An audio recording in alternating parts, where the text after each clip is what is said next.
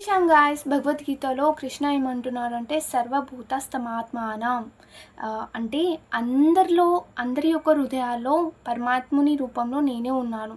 So ఇప్పుడు ఎవరైనా వచ్చి మిమ్మల్ని హర్ట్ చేశారనుకోండి, ఫస్ట్ ఏంటంటే మనం వాళ్ళని తిట్టుకుంటాం, తర్వాత ఏంటంటే బ్లేమ్ చేస్తాం, తర్వాత ఏంటంటే ఫ్రీగా రెంట్ ఇచ్చేస్తాం మన యొక్క కాన్షియస్లో.